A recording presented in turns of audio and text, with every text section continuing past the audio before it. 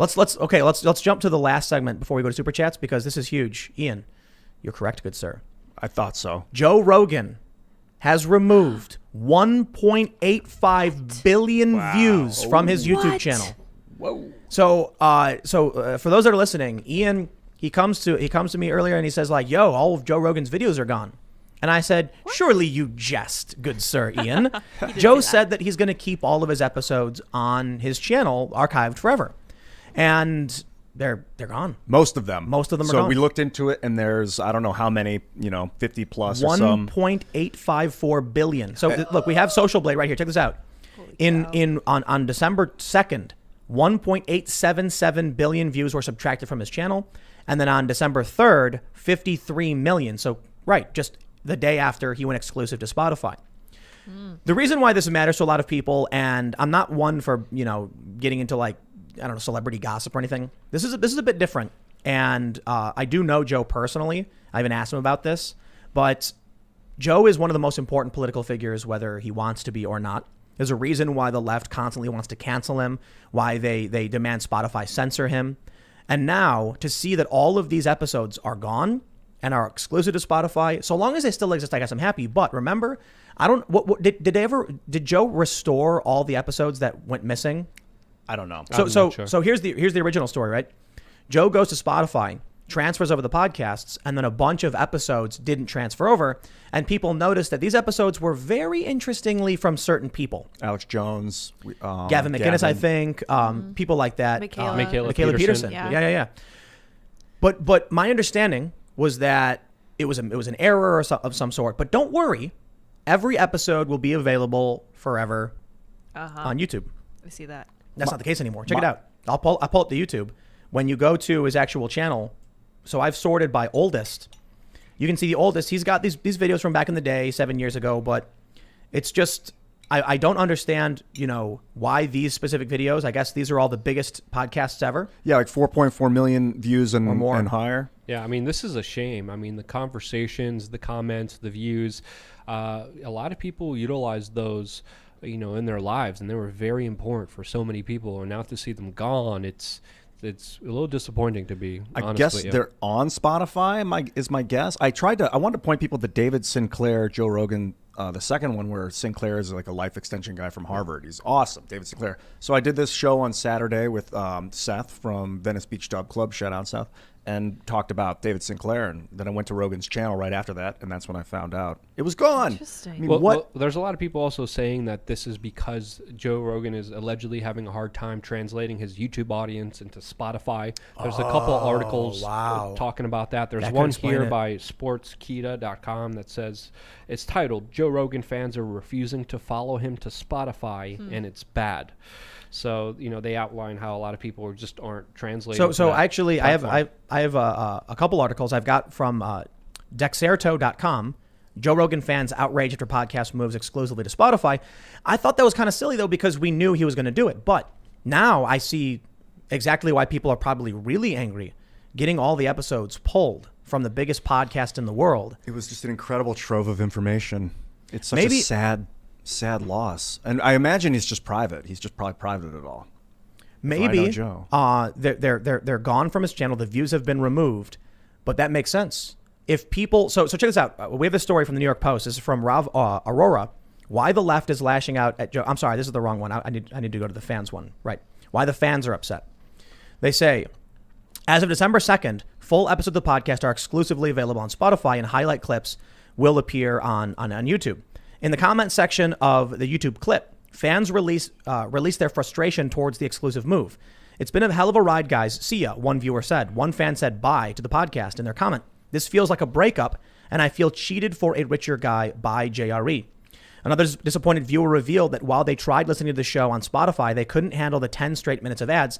That's kind of silly because if you've ever listened to the actual podcast on iTunes or whatever, he has ads running on it, so most people probably don't care.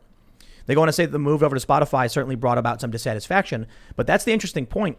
Maybe because, that's what you mentioned, right? Because he couldn't get enough people to translate over. Yes. He takes the videos off of YouTube. He wasn't going to do that originally, but maybe Spotify said, yo, we're not getting big viewership on Spotify. Well, Spotify, again, invested a lot into Joe Rogan, and there was a lot of internal battles and fights that they had to clear up internally just to get this Joe Rogan train running. And the employees kept revolting. Yes, which was pretty ridiculous to think an individual has the power to control what you could listen to or not to listen to. It's so obnoxious. It's so egotistical. It's just utterly insane. But they started moving the podcast and making them exclusive on December 1st. So it's only been a few days since this has been happening. So, but the other episodes were supposed to stay as an archive forever. Yes, but I'm saying through this transition, there could be some kind of rearrangement saying we might not be getting the views we want. One of the videos on Spotify had 1.8 million views, which is actually not bad. You can see the viewership? This is what the Sports Kita is reporting, that his latest video has 1.8 million views. So that's still pretty good. Was that Moxie Marlinspike? Not sure. I was going to say that old dude. No offense, dude. Who? But white-haired older guy. What's the process to sign up to Spotify? Do you need to pay for a membership? Do you need to So I think for you might have to sign in for the Rogan podcast. I'm not sure. Yes. I know that it's free. It's free if you want to listen to it. But I'm not sure if you have to sign in to listen to it. I think you probably do. To watch too? Is it a watch? And then you can watch it as well. No comments, right? People were like, there's no comments on Spotify. Yep. Is that true? Yeah, no comments. Wow, that's a big change. Right. Well, and that's why clearly YouTubers are upset. Yeah, one of the reasons why so many people loved the Joe Rogan podcast was when it was live, people were able to talk to each other uncensored, and there was just a deluge of like so many people talking all at once, and a lot of people got a lot of good information from the comment section. I thought he disabled comments, didn't he? He did, but his previous videos had the comments going through it, and then after the video was done, everyone was able to comment. The top comment was voted up. I'm gonna be completely honest with everybody. Everybody knows I know Joe. He's a cool dude. I talk to him fairly often. I think he got an amazing deal. I guess it was reported in the Wall Street Journal with like $100 million. No, like I can clearly understand why he took it.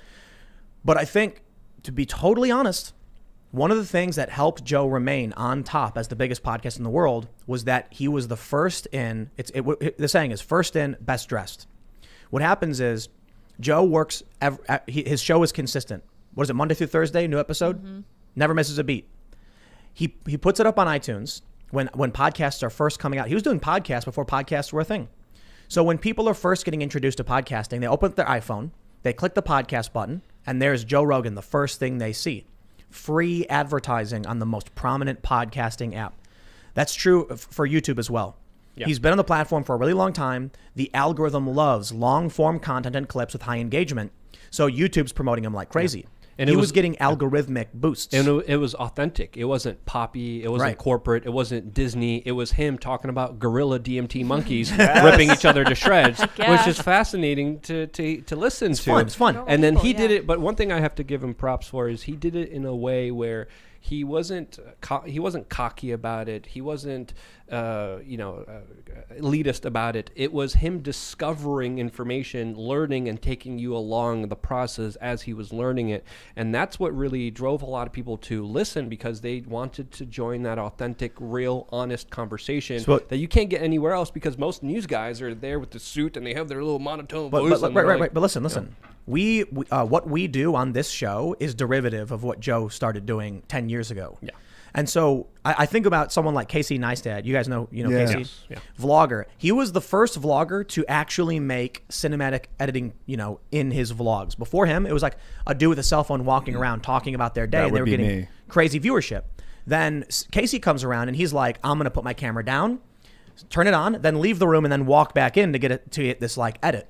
Play music, time lapses, and all of a sudden his channel skyrocketed to 10 million subs in a very short amount of time. He made HBO documentaries before doing the vlog, right. So he was a professional. It was beautiful what he did. But so here's what happens. At a certain point, everybody is making identical vlogs to him, and then it dilutes the market share. So like what I'm kind of getting at is, of course, Joe Rogan is completely unique, superstar, MMA comedian. He's a really funny guy. He's got his talent. But I think what was really keeping him in the top spot was the fact that he was given this prominent real estate by being first in, best dressed. I'm not saying that his show is going to fail by any means. I'm just saying a large portion of the viewership is due to algorithms. And I'll admit this for myself too, because I'm not trying to drag anybody else. I know for a fact the YouTube algorithm drives the majority of my content. The reason you are all probably listening to this right now is because it popped up on your front page when you went to youtube.com. You thought this is an interesting conversation about Joe Rogan. You clicked it. Many of you probably aren't even subscribed. You just happen to be passing by. A large portion of viewership are from non-subscribers, and it's because the algorithm chose to promote you. Subscribe, by the way. YouTube totally controls who sees your videos and who doesn't, and that main front screen on youtube.com determines everything. It used to be with the amount of views. So it used to be Loose Change came out, and that was the #1 viewed video. It was out #1 platformed. Now it's all algorithms, deciding what's good for you. I was going to ask you, what do you think is the current, the best, first and best dressed now? Do you have an example? There is no first in. Okay. Unless we do like first in is like when this first started, when podcasting became a thing, Joe was already there and he had a show that was really interesting. Is there anyone that is doing any content right now that you could say is similar? We're well past that point of getting the initial boost. Yeah. So now it's just we're all at a party. If someone wants to jump up and down and scream and get attention, they can. There was like but I want to tell people hard numbers. Take a look at the view count on this video. Okay, for those that are watching live, you're going to see, I think we've got around 46,000 or so people. I think when all is said and done, this episode's going to have around 200 or like 300, maybe 400,000 viewers. It depends, 3 to 6. Viewership, yeah. Sometimes they're bigger, but when they're like just run of the like our average episodes, we'll probably hit around 400,000. You want to know how much they get on all podcast platforms combined? 35,000. Yeah. And guess what? One of the top global podcasts. We are ranked, I think, top 230 biggest podcasts in the world. And we in get this show. 1,000% more views on YouTube. Well, 10 times. 1,000%. Right. You're right. On my show, 900%. on the Tim Pool Daily Show, I get between the 3 videos, maybe like 2 or 3 million views a day or more. Actually, it's way more than that. I was getting around. I've kind of lowered the amount of content I was doing, but I was getting about 4 to 5 million views on my YouTube content every day. The podcast ranked at its peak, number 34 iTunes top charts in the world, 70,000. Wow. That's how dramatically different the numbers are compared to YouTube. So there's no I bring that up because I think by taking these videos off YouTube and by leaving YouTube, and I mean this with the utmost respect for Joey's a friend. I think he's going to lose a ton of influence. But I'm not entirely convinced it's something he cares about, to be honest. Yeah, I mean, he cashed out. Kudos, good job. He's starting his own comedy club. I think he wants to do. He's doing exactly what he wants to do. He's without negotiating the network of comedy and tech. I mean, it's listen. so awesome. Guaranteed income, no banning. And so Spotify's up. Spotify, he's the biggest #1 on Spotify, and his clips are still on YouTube on the JRE channel. So he's still putting clips with links to his Spotify content, and the clips are still getting hundreds of thousands, if not millions, of views. So maybe he's just diversifying his It's holdings. true, but the big issue, I guess, is at the end of the day, Joe's got to do what's good for Joe. He's just a guy. He's doing his thing, and you can't expect anything from him. There's a lot of people who they looked up to him as an important figure in the culture because Joe wouldn't just go along blindly with. He doesn't just go along blindly with this, with what's going on in left or right or whatever. He's just like a regular guy who will challenge things that they don't seem to make sense, and he'll call out people on his own show for it, as much as the left tries to argue he doesn't. Losing him in the most prominent positions of the culture war scares a lot of people, and I'm sure the left is clapping and cheering the whole time, and they're trying to use that change to get him banned off Spotify too. Yeah, we have to understand here there was a lot of establishment pressure, a lot of pressure from the mainstream media, a lot of pressure from what people would consider the ruling class to get him canceled, to get him kicked off of YouTube. So this could be another reason why he moved over to Spotify, where, as you said, he can't be censored. And I think that's something important to really consider here. They were also going after his friends on his show. Oh, of course. That's crazy. Yeah. Nearly 2 billion views removed from his channel. Damn. I wonder if all of those have translated over to Spotify. I got to be honest though. I don't get nearly any views on Spotify or downloads for the podcast. It's negligible. I don't even bother with it. There's nothing I can do. I mean, look, if you're listening right now, hop over to Spotify, give us a good review. On iTunes, we continually are going up in the rankings. People are subscribing, people are following, people are leaving, good reviews and good comments. And I can see like a month ago, this show wasn't even in the top charts. And now it's officially cracked. It's the iTunes top 250 is their official like breakdown for the top podcasts. And now we're doing it. Spotify, nothing. Is there a link Nothing. to Spotify on the YouTube video? No. That'll probably Well, kick at the the end of numbers some into high gear. videos, he's saying, go check out our full episodes on Spotify. So that does happen. To me, this is kind of very similar to a move we see done by Howard Stern when he moved over from, regular radio, facing pressure from the FTC and all the other government agencies, and he just moved over to... but he's gone. Yeah. What's his relevance is... I know, it's like the value of money and the value of personal relevance to society. And this is the great, lesson of our time. And Joe's in the middle of it, so I'm going to be happy to hear his look on it in the future, looking back. He's got no obligation to anybody but himself. That's true. So if he says he's going to take a good deal, and then... Look, I know a lot of people are angry because he is a powerful everyman who, when he has conversations about social justice warriors and like authoritarianism, he's far from conservative, but he's like, that's BS. I'm not going to play that game. He talks about fun, interesting things. To have him move away to an exclusive platform is like, it's devastating for the culture war. It's a huge win for the leftists, no doubt. I want to see Howard Stern and Rogan do something now. I don't know. I doubt Howard Stern could.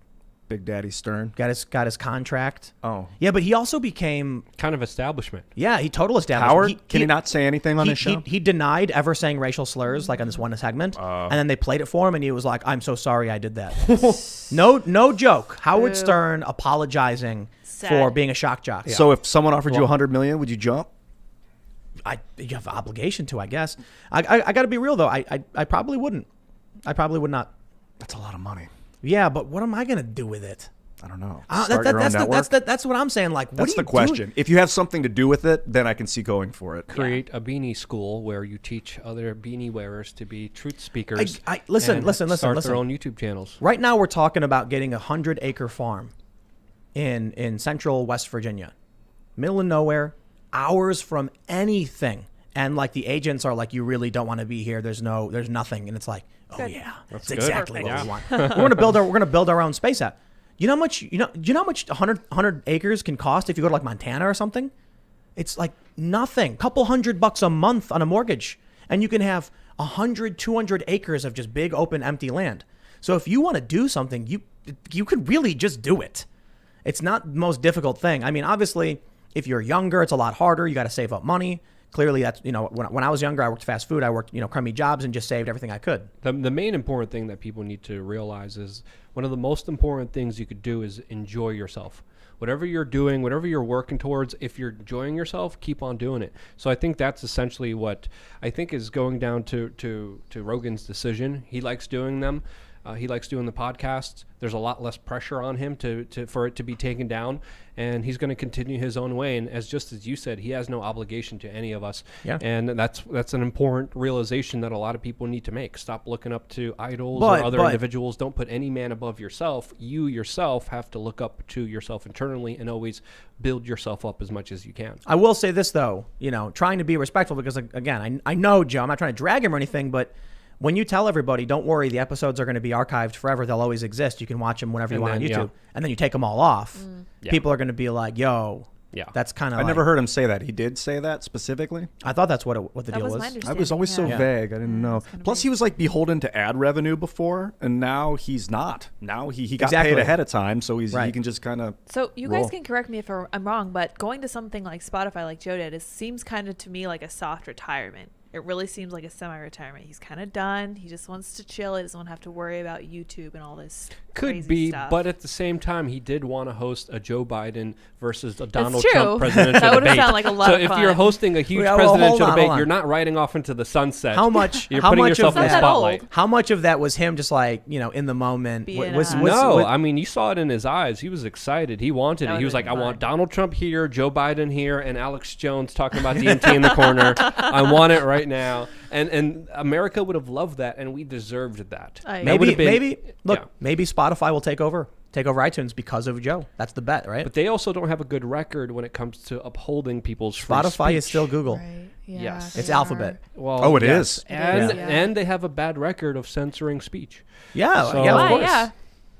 that's another aspect that we have to understand here. It as might well, just on be top of everything. Look, man, eventually you're not a 19-year-old hungry kid anymore who's trying to take over the world. You're in your 50s, you got a family, and you're like, how long am I going to be leading the charge on this one? And yeah, I heard him make a comment that like telling his family, yo guys, it's time to party. We got the payout. Let's roll. Like, just. Thanks for checking out this clip from the Timcast IRL podcast. We do the show live Monday through Friday at 8 p.m. So come back to check us out when we go live. Don't forget to subscribe, hit the like button, hit the notification bell, and we are also available on all podcast platforms for free if you want to listen to us there. Thanks for hanging out, and we will see you all next time.